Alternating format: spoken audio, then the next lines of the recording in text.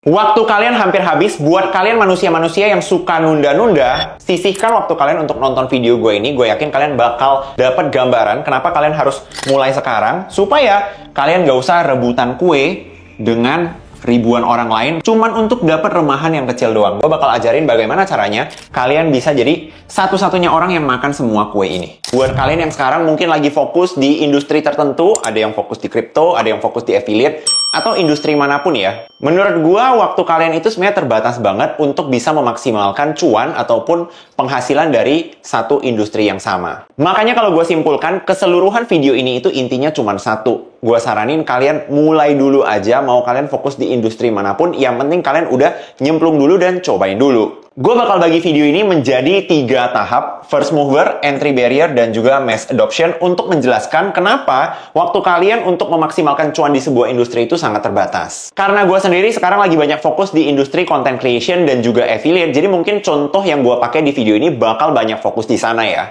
Fase pertama adalah fase yang gue namakan first mover. Nah, kalau teman-teman di sini pernah dengar yang namanya first mover advantage. First mover advantage itu adalah keuntungan yang didapatkan orang-orang yang nyemplung duluan di industri yang masih baru. Dari pengalaman gue berbisnis dari zaman kuliah, gue sendiri udah pernah ngerasain enaknya jadi first mover di beberapa industri. Sebagai contohnya di tahun 2017, mungkin teman-teman di sini ada yang ingat dengan istilah dropshipping ya. Jadi di tahun 2017, gue itu fokus banget main dropship.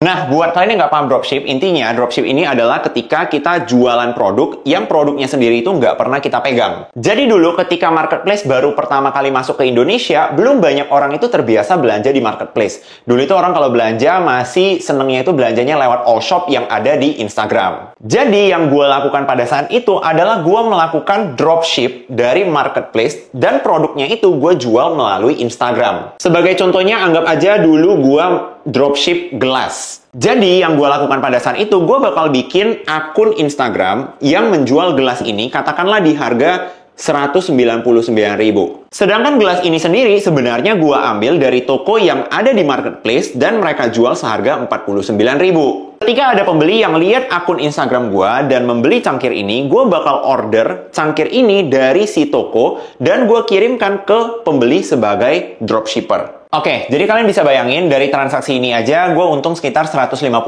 dengan kondisi gue bahkan nggak pernah megang paketan yang dikirim ke pembeli sama sekali. Nah, kira-kira itulah penjelasan singkat kenapa orang-orang yang menjadi first mover biasanya itu bisa mendapatkan keuntungan yang lumayan besar, biasanya dengan memanfaatkan ketidaktahuan dari banyak orang. Cuman tentunya sekarang sistem ini udah nggak bisa dilakukan lagi ya, karena pembeli itu udah mulai terbiasa belanjanya di marketplace aja. Jadi kalau misalnya kalian jual cangkir yang sama di Instagram dengan harga 199.000, biasanya pembeli itu juga akan cek dulu di marketplace. Kalau misalnya ketemu harga yang lebih murah, ya mereka akan langsung beli di marketplace aja. Itulah alasan kenapa kemarin pada akhirnya gue berhenti bisnis dropship ini, karena udah nggak bisa dijalankan lagi. Nah, setelah dengar penjelasan panjang tentang dropship tadi, mungkin kalian sekarang punya pertanyaan ya, kok jadi sekarang apa nih industri yang bisa aku fokusin supaya bisa jadi first movernya juga? Kalau gue sendiri sekarang itu lagi fokus sama yang namanya TikTok affiliate.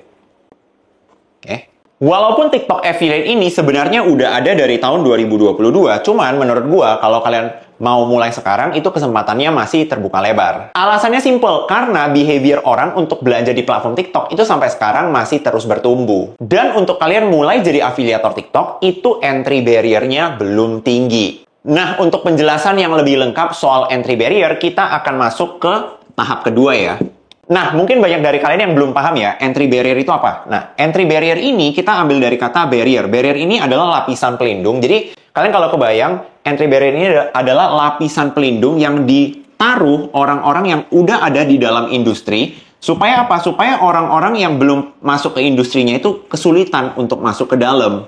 Jadinya, pasar yang ada di sini itu bisa dikeruk habis oleh orang-orang yang emang udah ada di dalam. Nah, biasanya ciri-ciri dari sebuah industri di mana kalian itu masih jadi first mover adalah entry barrier-nya itu belum besar. Untuk kalian bisa mulai masuk ke industrinya itu belum sesulit itu, karena barrier-nya belum dibangun oleh orang-orang yang udah ada di dalam. Supaya kalian lebih paham, gue mau balik ke contoh TikTok affiliate ya. Kalau misalnya kita ambil contoh TikTok affiliate di tahun 2022. Mungkin kondisi di tahun 2022 itu entry barrier-nya seperti ini ya. Sama sekali nggak ada lapisan pelindungnya karena orang yang main di dalam itu juga belum ada atau belum banyak. Jadi ya udah, kalian yang afiliator, konten kreator bisa bebas masuk dan jualan ke orang-orang atau pasar yang ada. Tapi seiring berjalannya waktu, karena konten kreator dan afiliator makin banyak, maka entry barrier-nya itu akan makin kebentuk. Misalnya, dulu kalian konten asal-asalan, asal jepret, cuman goyang-goyang produk doang, itu masih bisa dapat penjualan. Tapi karena sudah ada konten kreator, afiliator yang muncul muka, voice over, bikin konten a day in my life, konten yang kreatif dan juga keren-keren, maka muncul entry barrier.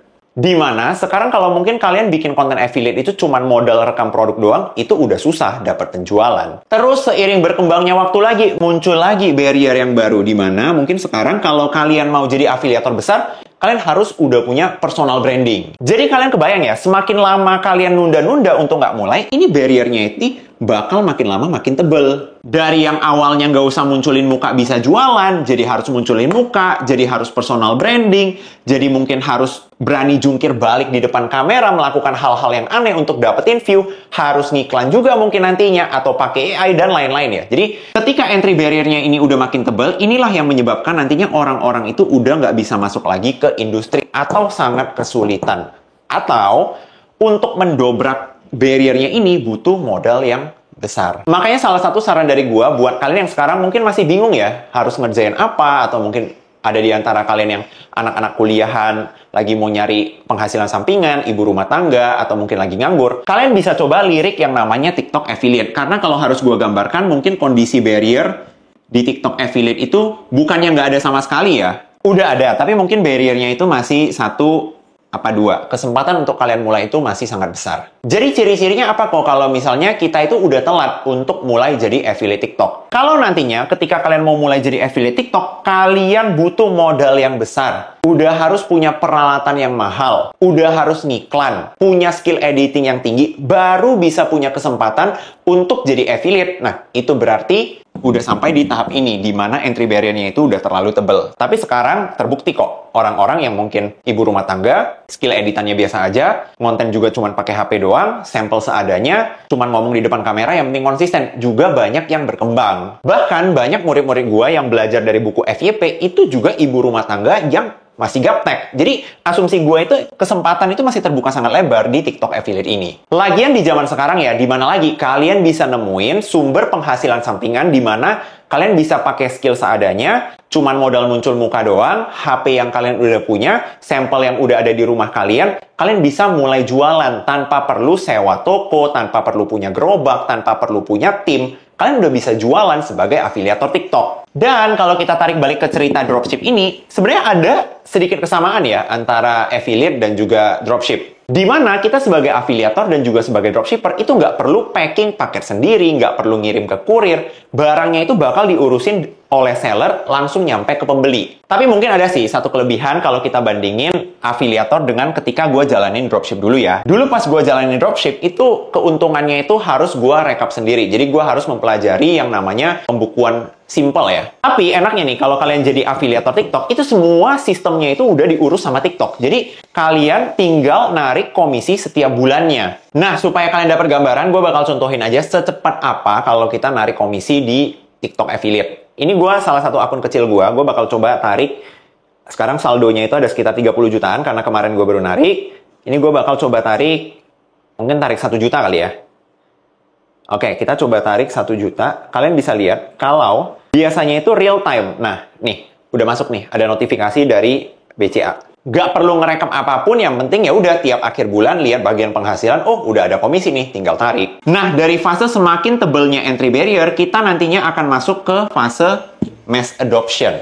Fase mass adoption ini menurut gue adalah fase dimana udah nggak worth it lagi kita masuk ke industri tertentu sebagai orang yang baru mau main di industri tersebut. Alasannya karena pemainnya itu udah sangat banyak dan biasanya entry barrier-nya itu udah tebel banget dijagain oleh orang yang udah ada di dalam. Dan bisa juga ciri-ciri dari suatu industri itu udah masuk ke mass adoption, udah entry barrier-nya tebel, di dalamnya itu pemainnya udah banyak banget, sedangkan pembelinya itu nggak begitu banyak, lebih banyak penjual daripada pembeli. Nah, kalau di TikTok Affiliate sendiri, menurut gua, kita akan masuk ke masa mass adoption itu ketika kalian ngumpul keluarga, ngumpul bareng teman-teman, terus yang dibahas itu udah mulai affiliate. Atau ketika mayoritas dari ibu rumah tangga di Indonesia itu udah mulai menggeluti affiliate sebagai sumber penghasilan sampingan, ya berarti kita udah ada di masa mass adoption. Kenapa gue nggak begitu suka main di industri yang seperti ini? Karena kalian bayangin, kalian punya sebuah kue nih. Dulunya di masa first mover, mungkin satu kue ini hanya dibagi oleh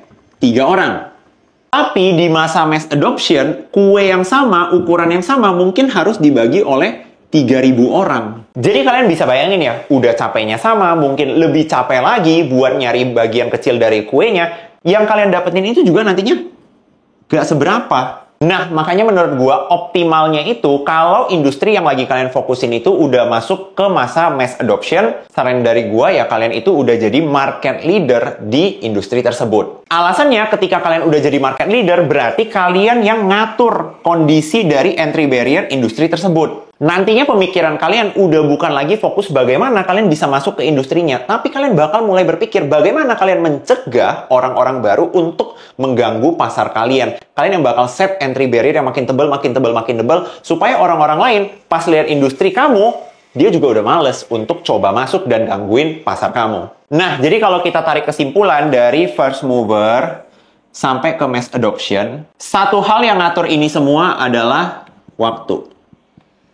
Semakin lama kalian menunda-nunda, bisa jadi sebuah industri yang awalnya kalian bisa jadi first mover, karena kalian nunda nih. Ternyata udah ada di fase dimana orang-orang udah mulai bangun entry barrier. Terus kalian masih belum mulai nih, padahal kalian udah tahu industrinya dari awal. Kalian berkesempatan untuk maksimalin cuan dari industri tersebut. Kalian nunda lagi.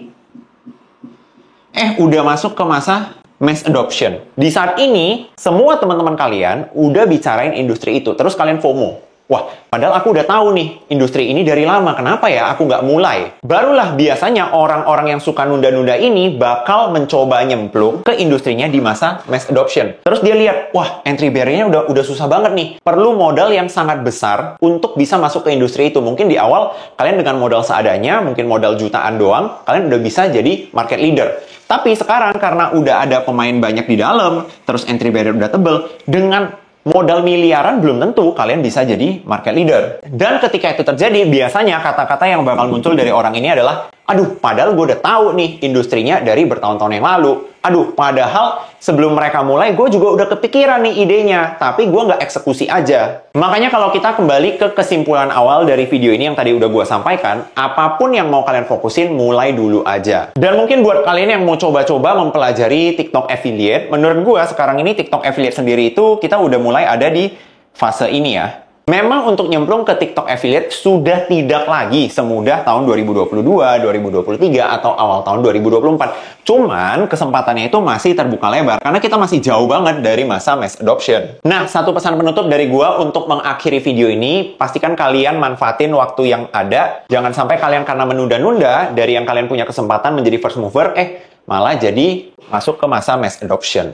Nah, untuk mengakhiri video ini, gue mau tahu dong kira-kira industri apa nih yang lagi coba kalian fokusin. Tulis di kolom komen biar gue bisa tahu. Kalau misalnya ada kritik atau saran dari kalian tentang video YouTube gue ini, kalian juga boleh tulis di kolom komen. See you in the next video.